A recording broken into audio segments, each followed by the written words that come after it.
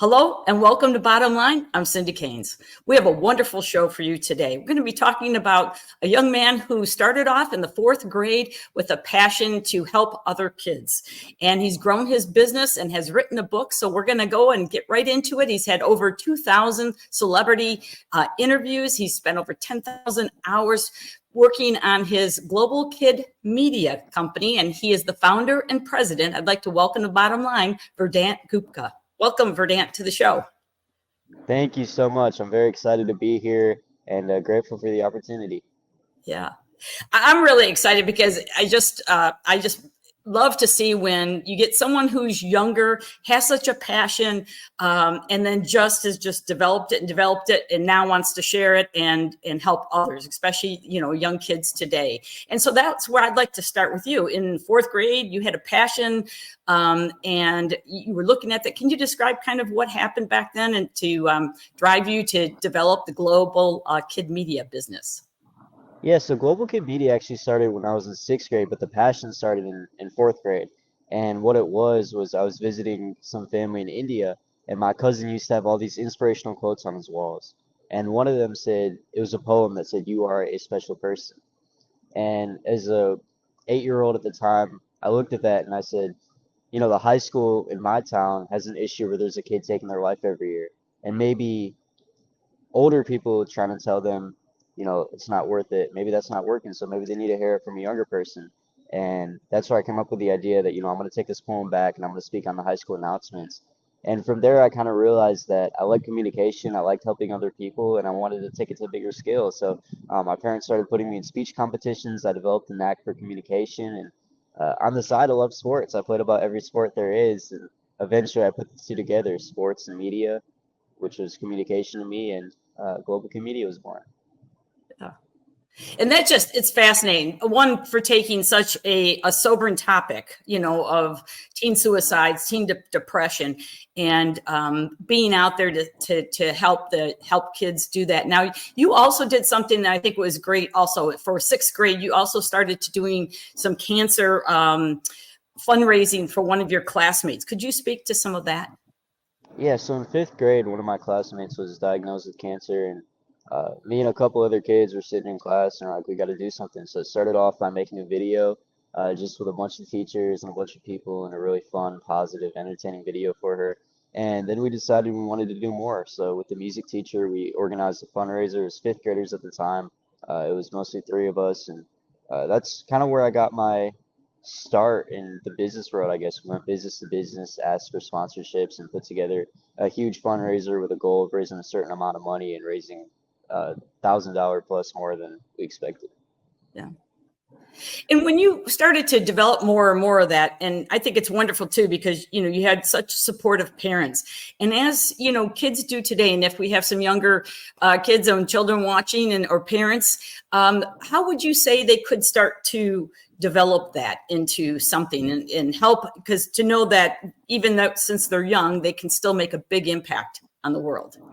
I think it's just that. I think a lot of times we tell ourselves as young people, hey, I got to wait till I'm an adult. I got to wait till I'm an older person, to go do this thing. But it starts with parents and kids and their family telling their kids that whatever you want to do, you can do those things now. You don't have to wait.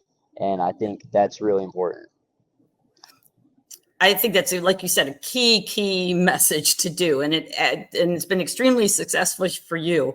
And I give you kudos because, reading your background, all that, it wasn't just because you're doing all this great work with kid media. It was also you're playing all these sports. You've got and you're doing that, keeping up your grades and working on that. So that's a lot, and it takes a lot of drive to do that. So hats off to you being able to do that. And I'm fascinated to try to find out, even as a young kid back then, how did you start getting these interviews with celebrities and the sports interviews? Because as you know, it's not that easy. And, reading some of the information, you had your share of security guards and so forth. But can you say how your first few interviews got going? Yeah, absolutely. And I think that's one of the reasons I even wanted to write a book in the first place, was to share that behind the scenes stories. A lot of people see me with celebrities, but they don't see how I got there. And it's a lot of obstacles, especially as a young person. People say, wait till you're 18 years old, then we'll give you access. or they'll discriminate against me and say, you know, you don't look like you're supposed to be here. I'm going to kick you out. And it was a lot of just showing up places, you know, hotel lobbies. Being in Michigan, everything's cold. So standing outside stadiums late at night in the freezing cold, literally the hard grind, blood, sweat, and tears that I put into it. But, you know, me and my dad, two-person team, we worked together and we made it happen. And it wasn't always fun, but there was a bigger goal in mind, and I wanted to inspire other people. So being a trailblazer, it's tough sometimes, but it's all worth it. Yeah. And I think that's what's really key is, like you said, you know, they can say, oh, look at him. He's talking to Patrick Mahomes, or look at him. He's talking to, you know, and it's one of those things that says, well, wait, how did he get there? How did he, you know, get the bumps and bruises and the tough, discussions of standing out in the cold, you know, or getting kicked out? So I have to ask you, though, how did you determine who you wanted to interview and how you would go to various locations? Because I know you traveled many places with your father, and, you know, you're spending your own money at the time doing that. Yeah, so actually for us, the way we were able to travel is we offset expenses. That's where I started to love business. I'd work with different companies, hotels, you know, cruise lines, destinations, restaurants, where I'd start promoting them on my social media and, you know, in return being able to get the service or you know, make money or do something like that. So was what helped me have the opportunity to go travel places, to be different places. And another part of it that is just really important to me, it's a grind and nothing's handed to you. So it is expensive to travel places. You got to find a way to get around that. Yeah. After all your years of doing all the interviews and kind of learning the ins and outs the hard way, did you find certain tricks and tips that helped you, along the way to get access to some of these celebrities and sports figures? I think I'll say this. I think over time I started to realize there's a lot of people who have a big name, right? And everyone's trying to get to them. But what's more valuable than anything when you talk to someone is what you can gain from that conversation. And it doesn't have to be the biggest celebrity in the world that you gain it from.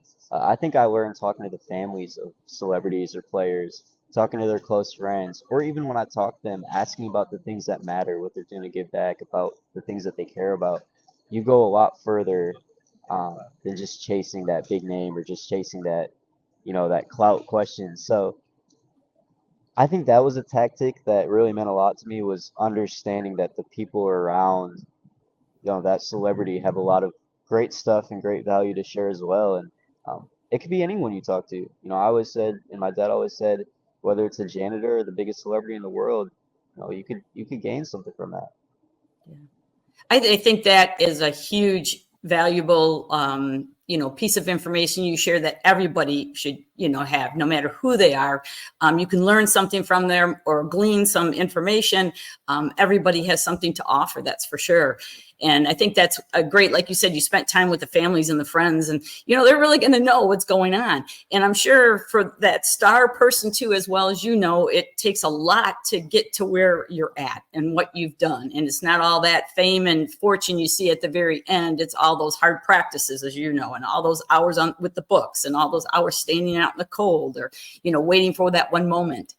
I'm curious, along the way, did you still feel that being a kid, so to speak, this young kid, they didn't want to take you seriously? Or did you think, did it help at certain points to get to see the person? Because I know usually when you finally get to, celebrity, you get to a person, but sometimes it's the security guards, it's their, media presence and their, managers around them to try to get past.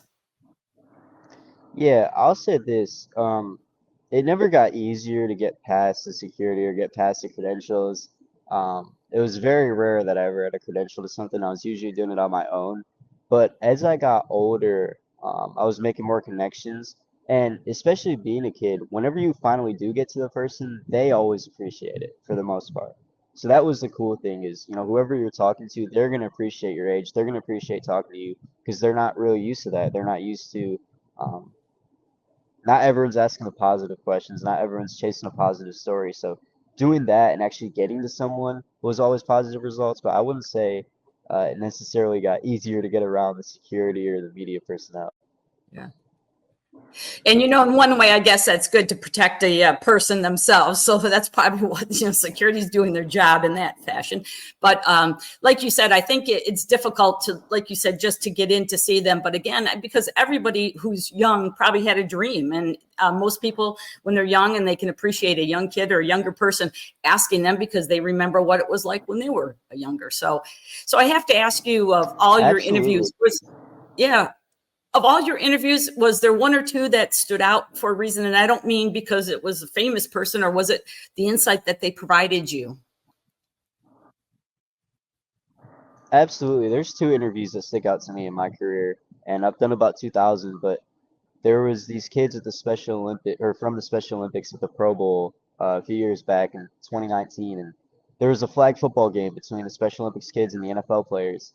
And just watching that event was really cool. But afterwards, I was interviewing some of the players like Patrick Mahomes, uh, Von Miller, but I also got a chance to do an interview with some of the kids from the Special Olympics, and just sheer joy, sheer excitement, uh, a lot of genuine faces. That was by far the coolest thing I've ever done. And the other one was Chris Nikic. He won the Jimmy V Award for excellence at the ESPYS a few years back. First athlete with Down syndrome to complete the Ironman triathlon.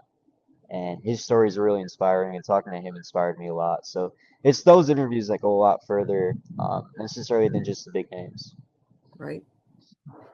One of the things, you speak about a lot, and you have, of course, on your websites and things, is trying to step out of the box for kids. And can you explain a little bit more as we, focus in, how can kids start with their passion? What might be, if they're not sure how to go about it, what might you tell them? Sometimes it's as simple as just starting. I mean, with the media company, you would think you need all these different things, a camera, a microphone, all this stuff. When I first started with my dad, all we had was a camera, an iPhone camera, um, just a camera app. We press record and go and post it on social media. And I think that's one of the great things about the resources we have. Everyone has a platform. No matter where you are, who you are, you have a platform because social media exists. And I think it's important to just use your platform for the right things. And if you have a passion, get started. Take the first steps. If it doesn't work out, you're no worse off. If anything, you learn something. And one of my favorite things I used to like to talk about, I had a show during COVID-19 on Instagram Live, and I did about almost 300 episodes. And one of my favorite things to talk about is when you hit rock bottom, you can't go any further down. You can only go up. So, and that's a chapter in my book. Failure is the best way to learn how to succeed. Just because something doesn't work out doesn't mean that it's a bad thing. You learn something from it and you grow. Right. Yeah, that's true. That's very true. You learn from your mistakes. We all know that, as hard as it may be, and how, you can make you feel pretty negative and not so good. But can you talk to, because I know you've got doing some partnerships too, and I think those are really important. With Hugh Jackson on trafficking, can you speak maybe to that one a little bit more? I know that's a real important topic to help these days. Yeah, absolutely. There's a couple different foundations that I've worked with, Successful Jocks, MSC Cruises, hashtag Super Coral Play, when I was out at the Super Bowl in Miami, promoting their Super Coral Play initiative to preserve corals. And then Jackson's a former NFL coach, great coach, and he has a foundation that's preventing trafficking. His team and him have been incredible. So um, it was just connecting with those foundations that meant something to me, and reaching out and saying, I want to contribute as a kid ambassador. How can I help? Because this is something I'm passionate about. And that's amazing to do those. And, you also talk about reverse mentoring. For someone who's watching and may not know, what is that? What are your intentions when you say reverse mentoring? Yeah, so that comes back to the thing I did in fourth grade. A lot of times people don't understand the power of the youth, right? We always think that it has to be an adult delivering a message. And of course, the adults want the best for us. But if I'm a high school student and an elementary school kid comes up to me, who looks up to me, and they tell me a message, I consider that reverse mentoring. I mean, that's going to go a long way. I mean, this is a kid who I think I'm a role model to. And if they're telling me something, if they're delivering a message, you bet I'm listening. And sometimes naturally as kids we tune out adults. So I think reverse mentoring can go a long way where, we do get these younger kids who are very bright, who have a lot of great ideas to speak up. Right. And I'm curious, you mentioned you have all these, hours that you've worked on these, all the interviews. There's also, your show that you do, your podcasts, and you have partnerships and that. And then what made you say, you know what, I'd like to put this into a book to share? Yeah, I think it starts with a lot of my goals changing. I mean, I'll be honest with you straight up here. I'm not the biggest reader in the world, so writing a book was not the most exciting idea in the world to me. But um, I always thought when I first started, I'd be the first kid on national TV as a sideline reporter, simply for the fact that I could inspire other kids that, I'm doing it, so can you. And that didn't end up happening. My goals shifted a lot, but I realized through writing a book, I could share my message and hopefully inspire other people. So that's been the sole purpose of writing a book is I want to share my story. I want to share the behind the scenes stories, the lessons that I've learned. Every chapter is a life lesson and hopefully inspire you. And I also talk about in my book how to do a little bit of the things I've done, how to make money, how to travel, how to, write a book. And that's curious because I've never written a book, of course, and I've always been, fond of folks who say they can sit down and write a book. So I had the question I always ask or want to ask someone is, how do you do that? I mean, how do you have to, you're just sitting down and you're cranking at the computer and just putting down your thoughts and everything you have. And Yeah. I'll say this with the book. It was a 2 year process. I mean, it wasn't easy. I had to sit down after a really long week of playing sports, going to school, maybe traveling, doing a lot of work with my media company, and I'd have to sit down and write. And, my dad pushes me a lot. We go at it a lot, but especially in those times to sit down, buckle down, and write a book, man, that was tough. But I will say, once you have that book written, once you have a foundation, once you have like even a Word document, self-publishing is really easy and it's free. So that's all I did. yeah. Now, do you have to work on it? Because I haven't seen it, but the illustrations and that. Do you have people who help you kind of edit the book and help you with some of those type of things as you put chapter and chapter together? I actually don't have any illustrations. That's something I'm working on now, improving the book. Getting a better cover. I just kind of picked a generic cover, but for the base of just having a book that's 340 pages and a decent cover and has all the chapters and all the formatting right. Um, it wasn't a big hassle at all. I mean, we did it all ourselves between me and my dad, just proofread and proofread and proofread, and um, we even published the book and then went back, edited it, and came out with. We changed it from Global Kid Media, a kid entrepreneur's time traveling story, to a kid entrepreneur's time traveling journey. So we made little tweaks here and there, but for me so far, I haven't had any team or anything like that. That's amazing because I don't I myself wouldn't have thought it would be that easy. And not that it's easy, I was going to say to do that, but most of the time you think you need a publisher ahead of time, you need somebody to support you and so on. And here you did all the research with your dad and you were able to publish a book and then even edit it and and continue to work on it. So again, even that I think in itself is a great inspiration to younger kids or even younger adults, or as you said, reverse mentoring for people who might be seniors that might thought about, hey, I'd like to try to do this. And have you seen have some life lessons that you would share from when you were Verdant in fourth grade and now you're in college? Some things that you would say to yourself over those years? Oh boy, yeah, for sure. I mean, I'd say don't worry about anything. I mean, do what you got to do, and everything that happens kind of happens for a reason. You got to trust the process. So I think especially when I was at that younger age, I was afraid to fail. When I get kicked out of places, I get scared. When people would tell me no, I'd get discouraged. And looking back on it now, man, if that little kid could just stay a little bit stronger and just stick with it, it goes a long way. And that's part of life. That's something you learn, and that's something that I try to tell other people as well. Like, you can't give up, you can't stop trying, and when you go all in something, you got to give it your all. And it's not going to be fun every day when you wake up, but it's the things that set us apart, a successful person from someone who's not as successful, is who's consistent, who's willing to do it over and over and over again. And so trusting that process, trusting what you're doing, trusting your work ethic, your work, and that'll get you where you want to go. And So I say that knowing that, in college now it's a new world. I've got a long ways to go. So that's advice that still rings true. And, whether I'm, 12, 18, or one day when I'm 50, 60, like it's the same thing. No matter where you're at, consistency and working hard is going to get you where you want to go in whatever you're doing. And I'm curious, in that younger self that you're talking about, how did you end up, saying, okay, let's go. I got kicked out. Let's go. I'm not discouraged. I'm just going to, get going and keep plugging away at this. Was it your father? Maybe was it someone who was helping you, or was it yourself that just picked you up? Well, is there some tips and tricks that you would talk to the younger kids to say, hey, keep going, keep going? Yeah, for sure. I mean, part of it was definitely a big part of it was my dad. I mean, he pushed me to, limits sometimes that, I didn't think I was capable of going, but you're always capable of more than you think you are. And so to have someone pushing you and saying you're not going to give up no matter what. And, you know, I'll be honest with you, there were nights or days where, I'd go to lift before school, get up at 5 a.m., go lift, go to school, and I took 11 AP classes over my high school career. So these are hard classes, and then I'd go to practice or I'd have a game after, and I'm getting home at 6 to 8, somewhere in that range. And then I got homework, and then I got to post for my company, or I got to travel the next day. And it's discouraging, especially when you're not necessarily getting results and everything. But I think it was learning to trust the process and, knowing that I'm not going to be the one to give up. Because if you give up, then you let everyone who said you couldn't win. And 90%, 99% of the people said I couldn't.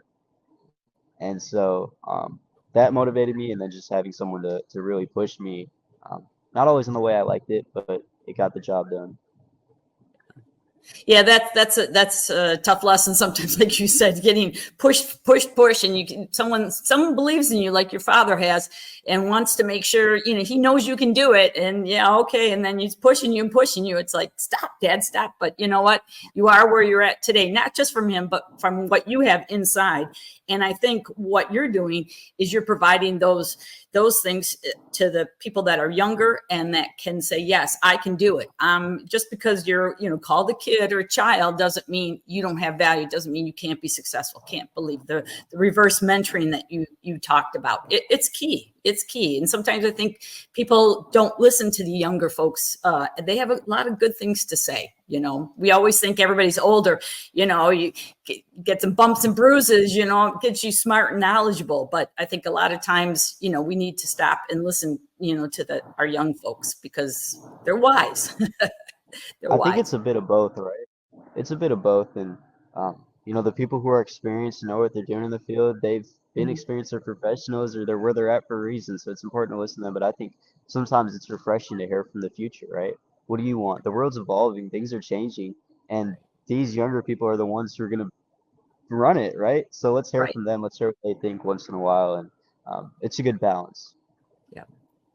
And as you say, you're developing global kid media, your business here. Where do you see that going as it develops into the future? Because as you said, you've kind of evolved. Your interests have evolved. Your working and what you're doing has evolved. Can you talk about how it's moving to the future?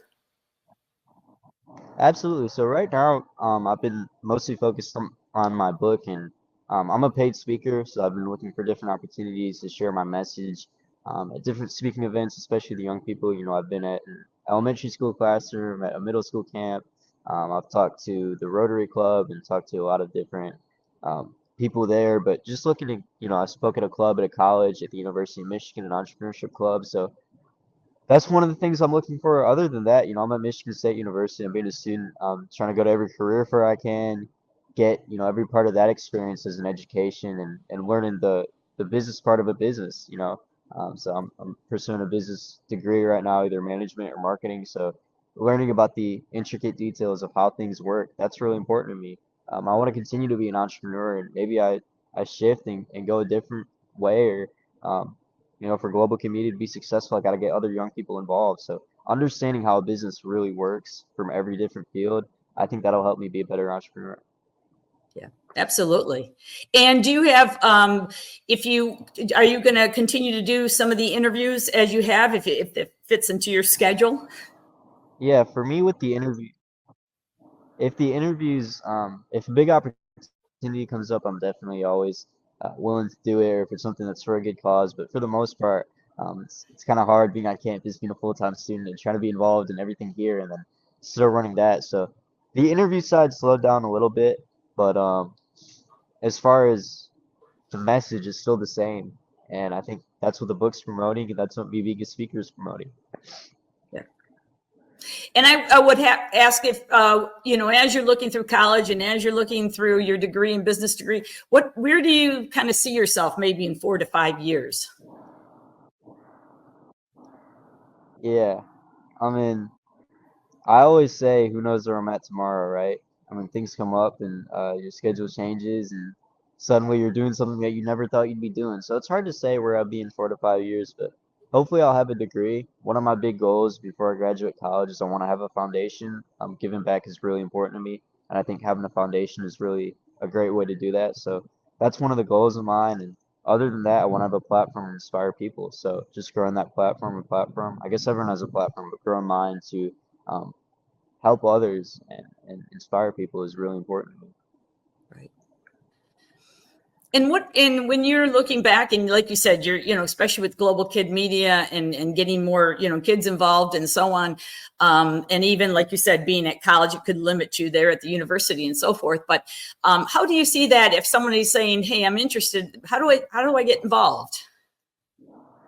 As far as the media, Yeah, should they just reach out probably to you and contact you on your website and say, "Hey, can I get involved in Global Kid Media? And what can I do? What can I get involved in?"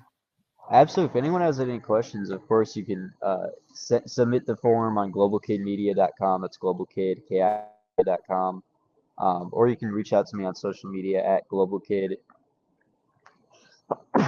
excuse me, globalkid KID media, and always connect with me that way. But I can't stress it enough. The biggest way to get involved is just to start. Again, everyone has that platform, and it doesn't have to be sports media. Whatever you want to do. If you're a kid and you like to cook and you want to have a cooking show, start making an episode. Start launching it. There's YouTube, there's social media, and you never know where it goes. But just follow your passions. Don't be scared of anything, and don't be scared to get started, and don't be scared to fail.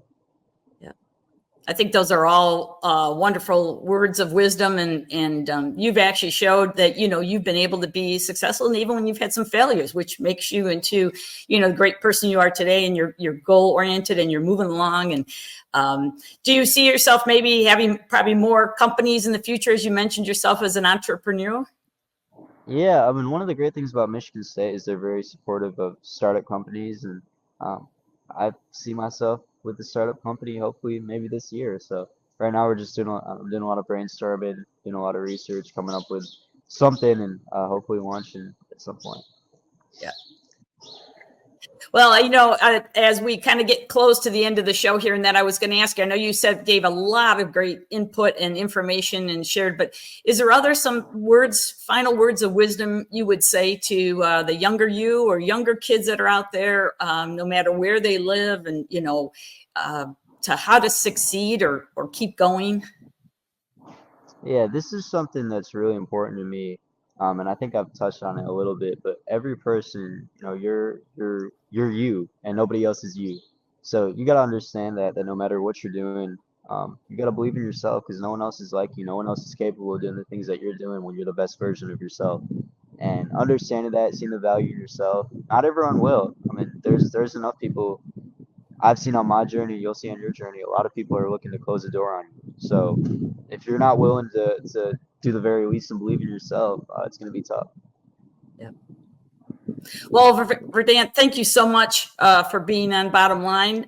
Thank you for what you're doing to help the young kids out there. I think that, all the things that you've said and all the things that you've shared in your website, and, and culminating that into a book and being an author, it just shows that dreams can come true. And also, you're continuing those things now in university and building into, a future for yourself. So again, thank you so much for being on Bottom Line. Yeah, bottom line, I love it, and you're a great host, so thank you for having me. Oh, thank you.